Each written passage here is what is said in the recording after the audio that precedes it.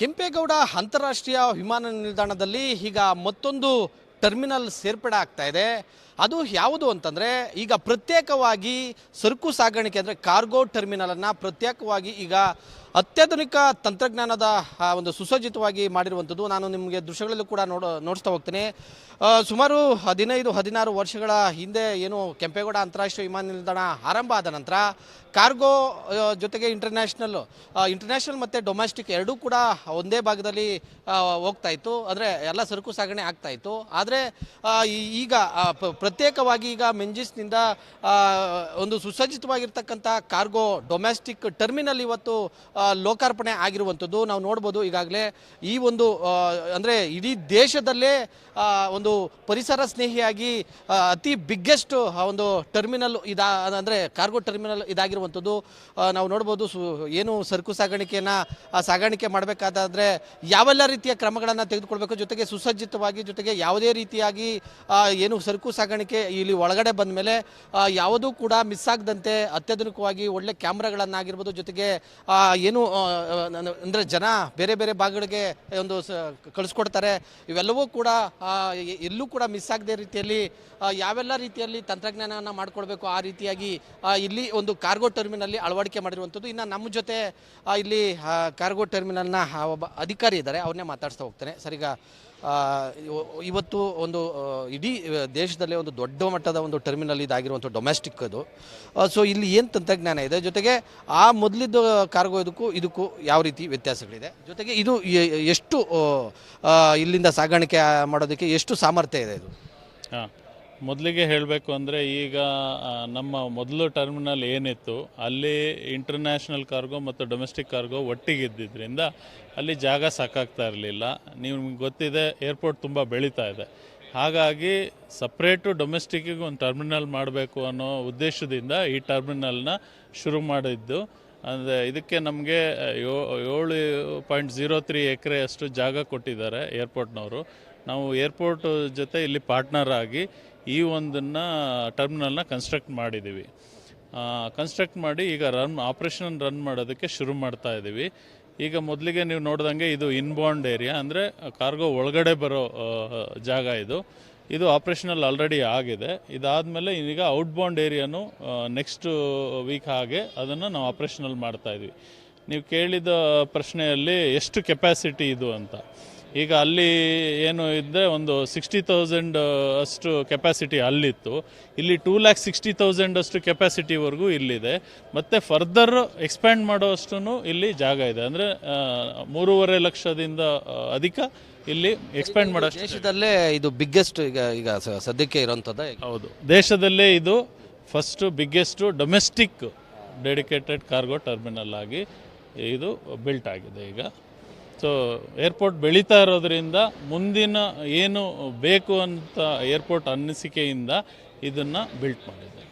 ಇದಿಷ್ಟು ಏನು ಮೆಂಜಿಸ್ನ ಅಧಿಕಾರಿಗಳು ಹೇಳುವಂಥದ್ದು. ಯಾಕಂತಂದರೆ ಈಗ ಇತ್ತೀಚೆಗೆ ಬೆಂಗಳೂರು ನಗರದ ಏನು ಕೆಂಪೇಗೌಡ ಏರ್ಪೋರ್ಟ್ನಲ್ಲಿ ಮಿಲಿಯನ್ಸ್ ಗಟ್ಟಲೆ ಪ್ರಯಾಣಿಕರು ಕೂಡ ಸಾಕಷ್ಟು ಪ್ರಯಾಣವನ್ನು ಅಂದರೆ ಹೆಚ್ಚಾಗ್ತಾ ಇದೆ. ಅದೇ ರೀತಿ ಬರ್ತಕ್ಕಂಥ ದಿನಗಳಲ್ಲೂ ಕೂಡ ಸರಕು ಸಾಗಾಣಿಕೆ ಕೂಡ ಹೆಚ್ಚಾಗುವಂಥ ಸಾಧ್ಯತೆ ಇರತಕ್ಕಂಥ ಹಿನ್ನೆಲೆಯಲ್ಲಿ ಇವತ್ತು ಈ ಒಂದು ಅಂದರೆ 7 ಎಕರೆ ಪ್ರದೇಶದಲ್ಲಿ ಅತಿ ದೊಡ್ಡದಾದ ಒಂದು ಕಾರ್ಗೋ ಟರ್ಮಿನಲ್ನ ಡೊಮೆಸ್ಟಿಕ್ ಟರ್ಮಿನಲ್ನ ಮಾಡಿರುವಂಥದ್ದು. ಜೊತೆಗೆ ಇದು ಮುಂದಿನ ಒಂದು ನಿಟ್ಟಿನಲ್ಲಿ ನಮಗೆ ಬೇಕಾಗುತ್ತೆ. ಜೊತೆಗೆ ಸರಕು ಸಾಗಾಣಿಕೆ ಸಾಕಷ್ಟು ರೀತಿಯಲ್ಲಿ ಕೂಡ ಇದು ಸಾಗಾಣಿಕೆ ಮಾಡಲಿಕ್ಕೆ ಬೇರೆ ಬೇರೆ ಅಂದರೆ ಬೇರೆ ಬೇರೆ ರಾಜ್ಯಗಳಿಗಿರ್ಬೋದು, ಜೊತೆಗೆ ಬೇರೆ ಬೇರೆ ಕಡೆ ಸಾಗಾಣಿಕೆ ಮಾಡೋದಕ್ಕೂ ಒಳ್ಳೆ ಅನುಕೂಲ ಆಗುತ್ತೆ ಅಂತಕ್ಕಂಥ ನಿಟ್ಟಿನಲ್ಲಿ ಈ ಟರ್ಮಿನಲನ್ನು ಈಗ ನಿರ್ಮಾಣ ಮಾಡಲಾಗಿದೆ ಅಂತಕ್ಕಂಥ ಮಾತನ್ನು ಹೇಳ್ತಾ ಇರುವಂಥದ್ದು.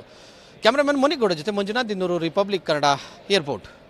ಕೆಂಪೇಗೌಡ ಅಂತಾರಾಷ್ಟ್ರೀಯ ವಿಮಾನ ನಿಲ್ದಾಣದಲ್ಲಿ ಈಗ ಮತ್ತೊಂದು ಟರ್ಮಿನಲ್ ಸೇರ್ಪಡೆ ಆಗ್ತಾ ಇದೆ.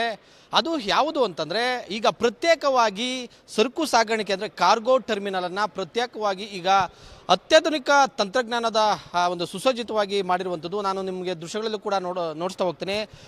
ಸುಮಾರು 15-16 ವರ್ಷಗಳ ಹಿಂದೆ ಏನು ಕೆಂಪೇಗೌಡ ಅಂತಾರಾಷ್ಟ್ರೀಯ ವಿಮಾನ ನಿಲ್ದಾಣ ಆರಂಭ ಆದ ನಂತರ ಕಾರ್ಗೋ ಜೊತೆಗೆ ಇಂಟರ್ನ್ಯಾಷನಲ್ ಮತ್ತು ಡೊಮೆಸ್ಟಿಕ್ ಎರಡೂ ಕೂಡ ಒಂದೇ ಭಾಗದಲ್ಲಿ ಹೋಗ್ತಾ ಇತ್ತು. ಅಂದರೆ ಎಲ್ಲ ಸರಕು ಸಾಗಣೆ ಆಗ್ತಾ ಇತ್ತು. ಆದರೆ ಈಗ ಪ್ರತ್ಯೇಕವಾಗಿ ಈಗ ಮೆಂಜಿಸ್ನಿಂದ ಒಂದು ಸುಸಜ್ಜಿತವಾಗಿರ್ತಕ್ಕಂಥ ಕಾರ್ಗೋ ಡೊಮೆಸ್ಟಿಕ್ ಟರ್ಮಿನಲ್ ಇವತ್ತು ಲೋಕಾರ್ಪಣೆ ಆಗಿರುವಂಥದ್ದು ನಾವು ನೋಡ್ಬೋದು. ಈಗಾಗಲೇ ಈ ಒಂದು ಅಂದರೆ ಇಡೀ ದೇಶದಲ್ಲೇ ಒಂದು ಪರಿಸರ ಸ್ನೇಹಿಯಾಗಿ ಅತಿ ಬಿಗ್ಗೆಸ್ಟ್ ಒಂದು ಟರ್ಮಿನಲ್ ಅಂದರೆ ಕಾರ್ಗೋ ಟರ್ಮಿನಲ್ ಇದಾಗಿರುವಂಥದ್ದು ನಾವು ನೋಡ್ಬೋದು.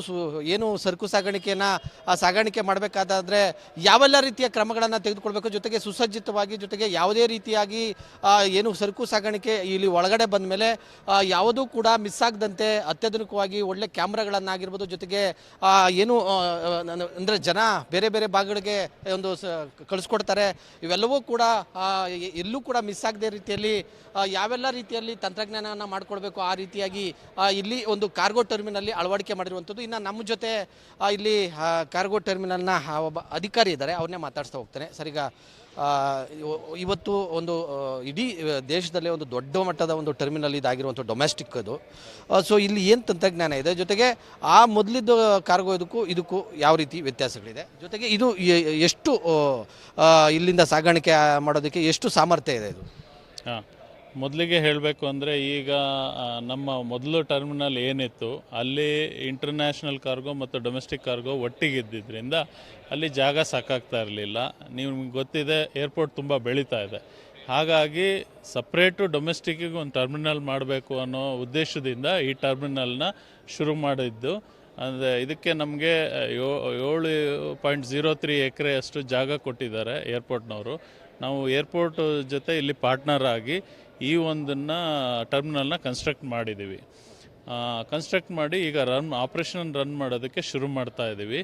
ಈಗ ಮೊದಲಿಗೆ ನೀವು ನೋಡ್ದಂಗೆ ಇದು ಇನ್ಬೌಂಡ್ ಏರಿಯಾ, ಅಂದರೆ ಕಾರ್ಗೋ ಒಳಗಡೆ ಬರೋ ಜಾಗ ಇದು ಆಪ್ರೇಷನಲ್ ಆಲ್ರೆಡಿ ಆಗಿದೆ. ಇದಾದಮೇಲೆ ಈಗ ಔಟ್ಬೌಂಡ್ ಏರಿಯಾನು ನೆಕ್ಸ್ಟ್ ವೀಕ್ ಹಾಗೆ ಅದನ್ನು ನಾವು ಆಪ್ರೇಷನಲ್ ಮಾಡ್ತಾಯಿದ್ವಿ.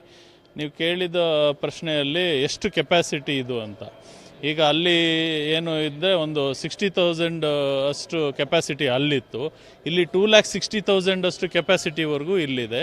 ಮತ್ತು ಫರ್ದರ್ ಎಕ್ಸ್ಪ್ಯಾಂಡ್ ಮಾಡೋಷ್ಟು ಇಲ್ಲಿ ಜಾಗ ಇದೆ. ಅಂದರೆ 3.5 ಲಕ್ಷದಿಂದ ಅಧಿಕ ಇಲ್ಲಿ ಎಕ್ಸ್ಪ್ಯಾಂಡ್ ಮಾಡೋ ದೇಶದಲ್ಲೇ ಇದು ಬಿಗ್ಗೆಸ್ಟ್ ಈಗ ಸದ್ಯಕ್ಕೆ ಇರೋಂಥದ್ದು. ಹೌದು, ದೇಶದಲ್ಲೇ ಇದು first biggest domestic dedicated cargo terminal ಆಗಿ ಇದು ಬಿಲ್ಟ್ ಆಗಿದೆ ಈಗ. ಸೊ ಏರ್ಪೋರ್ಟ್ ಬೆಳೀತಾ ಇರೋದ್ರಿಂದ ಮುಂದಿನ ಏನು ಬೇಕು ಅಂತ ಏರ್ಪೋರ್ಟ್ ಅನ್ನಿಸಿಕೆಯಿಂದ ಇದನ್ನು ಬಿಲ್ಟ್ ಮಾಡಿದೆ.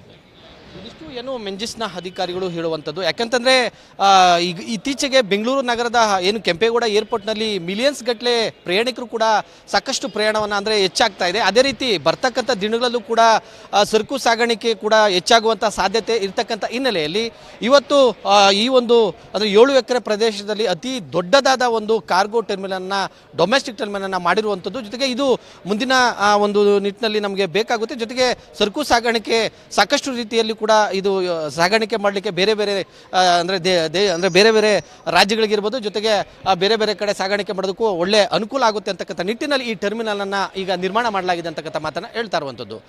ಕ್ಯಾಮ್ರಾಮನ್ ಮುನಿಗೌಡ ಜೊತೆ ಮಂಜುನಾಥ್ ದಿನ್ನೂರು, ರಿಪಬ್ಲಿಕ್ ಕನ್ನಡ, ಏರ್ಪೋರ್ಟ್.